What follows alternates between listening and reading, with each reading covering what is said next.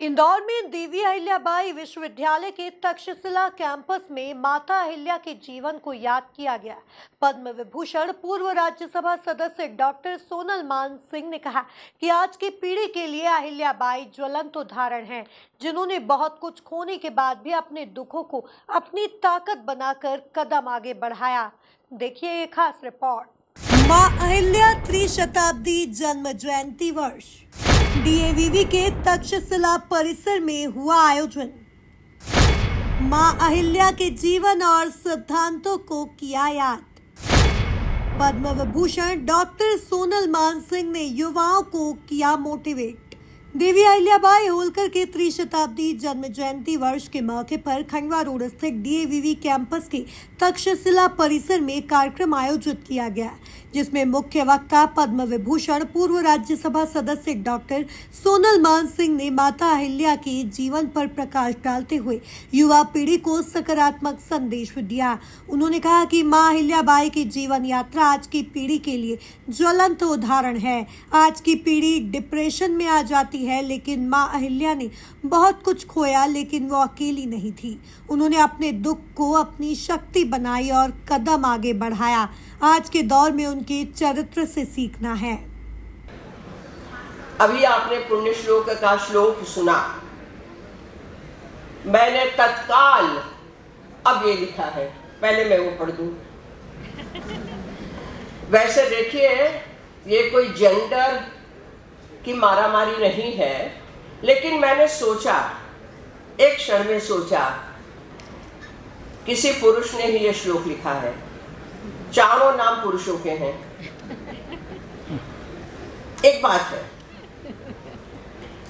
मैंने लिखा है पुण्य श्लोका जनक सुता सीता, पुण्य श्लोका जनक सुता, पुण्य श्लोको च द्रौपदी महाभारती, पुण्य श्लोका अहिल्या देवी समस्त नारी शक्ति पुण्य श्लोकास्ति।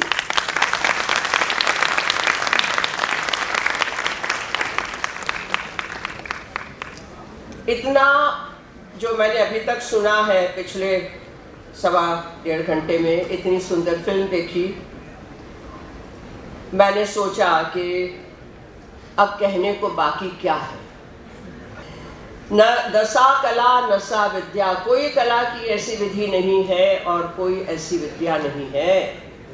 ना सौ योगो न तत्कर्म, कोई भी ऐसा योग नहीं है, कर्म योग, क्रिया योग, ज्ञान योग, भक्ति योग, सहज योग, ब्रह्म योग, जितने योगों के प्रकार आप गिना सको। ना सौ योगो न तत्कर्म, कर्म यानी जो भी आप काम करते हैं 24 घंटे, न तत्कर्म तो क्या है। यस्मिन् नाट्यस्मिन् यन्न दृश्यति, नाट्य में ऐसा कुछ भी नहीं है जो आप नहीं देखते हो या जो नहीं किया जाता है। और मुझे ये सौभाग्य प्राप्त है कि इस जन्म में चाहे घर से भागना पड़ा, चाहे बहुत सारे उल्हाने सहने पड़े, आज तो मुझे आप ऐसे देखते हो पद्म विभूषण, राज्यसभा में पहली बार कोई नृत्यांगना नामित हुई प्रेसिडेंट ऑफ इंडिया के द्वारा। 30-32 साल पहले पंडित रविशंकर एक और कलाकार, संगीतज्ञ सब है। लेकिन जीवन के उतार चढ़ाव कैसे रहे और ये यात्रा कैसे संपन्न होती गई, मैं इसलिए कह रही हूँ कि जो माता अहिल्याबाई की जीवन यात्रा रही वो एक ज्वलंत उदाहरण है आज की पीढ़ी के लिए। एक मैं अलग डायमेंशन से शुरू कर रही हूँ। कार्यक्रम के मुख्य अतिथि श्रीमंत उदय सिंह राजे होलकर ने कहा कि आज के दौर के कार्यक्रमों में महिलाओं की ज्यादा उपस्थिति प्रेरणा का विषय है। बचपन में बच्चों के लिए आदर्श और संस्कार भविष्य में काम आते हैं। विद्या के साथ विनय सोने पर सुहागा होता है। देवी अहिल्या ने भी यही किया। मैं माननीय कुलगुरु जी राकेश सिंघई जी को इसके लिए बधाई देता हूँ। उनका मैं हृदय से अभिवादन भी करता हूँ कि उस शोध कार्य में जब जब भी मुझे आवश्यकता लगे मेरी, मैं बिल्कुल उपलब्ध रहूँगा। इसी के साथ में अंत में मैं कहूँगा कि एक स्कॉटलैंड की एक पोएट आई थी, उसका नाम था जॉना बेली। जॉना बेली ने हिंदुस्तान में अनेक जगहों के ऊपर ट्रैवल करके लिखा। बहुत लिखने के बाद में उन्होंने एक लॉन्ग पोएम लिखी। लॉन्ग पोएम है, पूरी तो नहीं पढ़ पाऊंगा। लॉन्ग पोएम का अंत का एक जिस्ट है, 4 लाइनों का जिस्ट है। जॉना बेली लॉन्ग पोएम के अंत में लिखती हैं, in better days from Brahma came, in better days from Brahma came to rule our land a noble dame. Wordings देखिए, in better days from Brahma came to rule our land a noble dame, kind was her heart and bright was her fame, Ahilya was her honored name.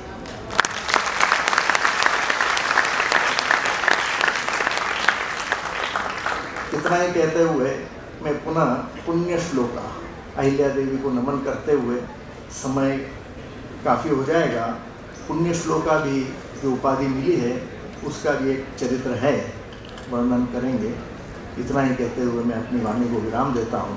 Ahilya माता की जय, पुण्य श्लोका अहिल्या देवी की जय, प्रातः स्मरणीय अहिल्या देवी की जय। जय श्री राम। बहुत कुछ हमें पद्मश्री डॉक्टर सोनल मानसिंह जी से अभी सुनना है, पद्म विभूषण जी से। बहुत ही संक्षेप में मैं अपनी समिति का विवरण जिस प्रकार से डॉक्टर माला सिंह ठाकुर जी ने दिया उसको आगे बढ़ाते हुए मैं कहूँगा कि भारतवर्ष में कार्यक्रमों में मुझे मातृशक्ति अधिक नज़र आई। यह भी हमारे लिए एक बहुत प्रेरणा का विषय रहा।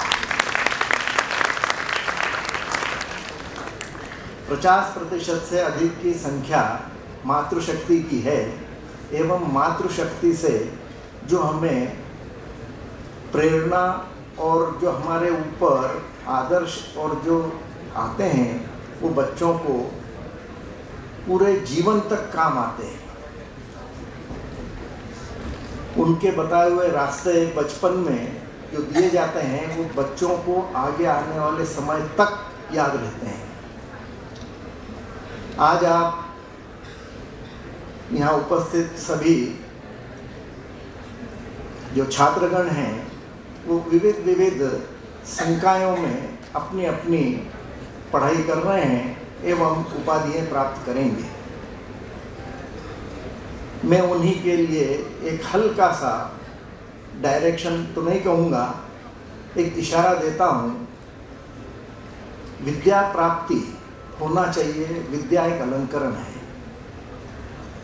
लेकिन विद्या के साथ में क्या आवे? विद्या ददाति विनयम, सबसे पहले विनय आना चाहिए।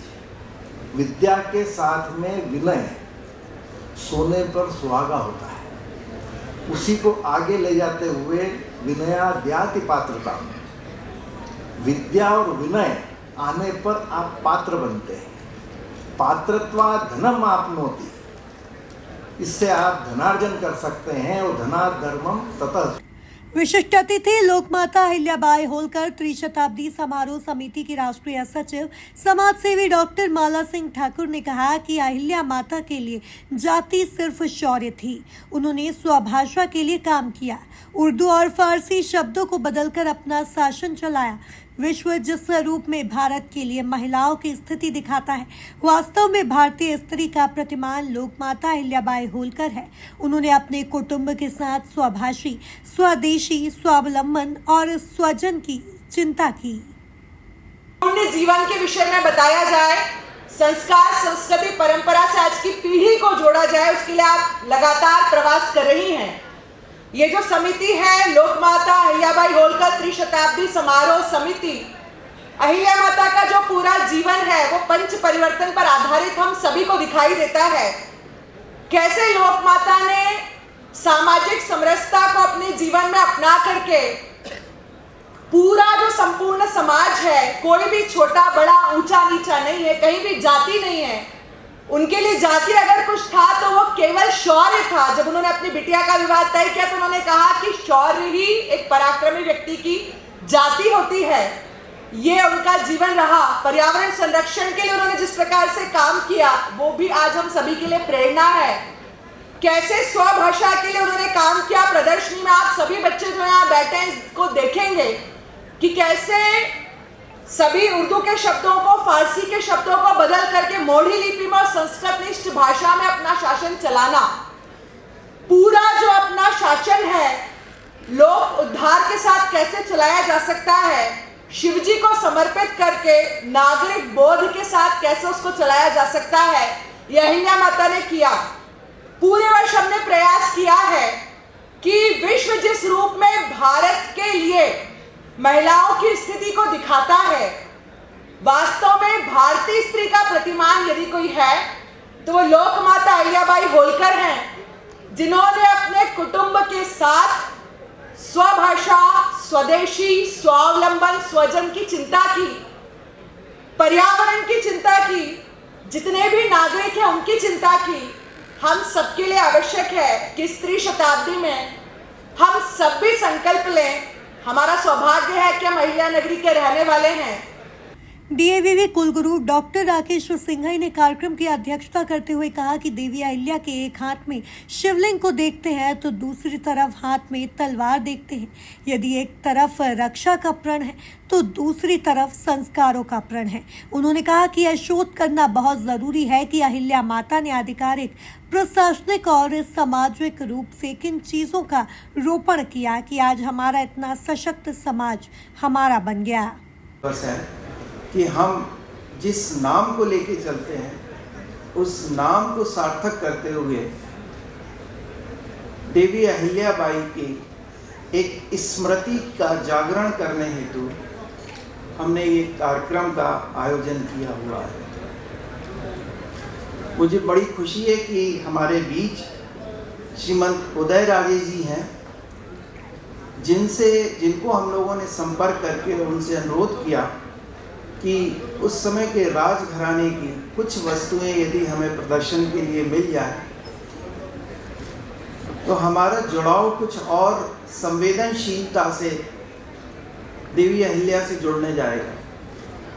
शहर स्वीकार करते हुए मैं इसके लिए श्री उदय राजे जी को धन्यवाद देना चाहूँगा कि उन्होंने बिना किसी झिझक शहर स्वीकार करते हुए कुछ वस्तुएं बहुत कॉस्टली भी हैं वो हमको उपलब्ध कराई, जो अभी आप प्रदर्शनी में देख सकते हैं।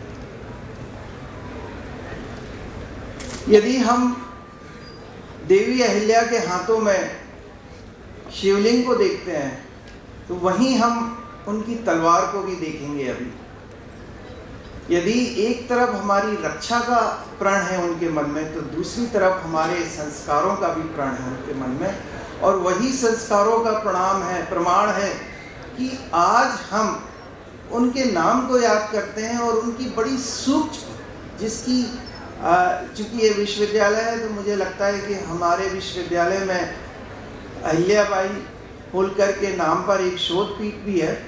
ये शोध करना बहुत ज़रूरी है कि उस समय उन्होंने क्या आधिकारिक रूप से, प्रशासनिक रूप से, सामाजिक रूप से किन चीज़ों का रोपण किया है कि आज एक इतना सशक्त समाज हमारा बन गया है। इस मौके पर रजिस्ट्रार अजय वर्मा मौजूद रहे, साथ ही प्रोफेसर चंदन गुप्ता, प्रोफेसर सकाराम मुजालदे सहित कार्य परिषद के सदस्यों ने अतिथियों का स्वागत किया। Bureau report, MP news, Indore.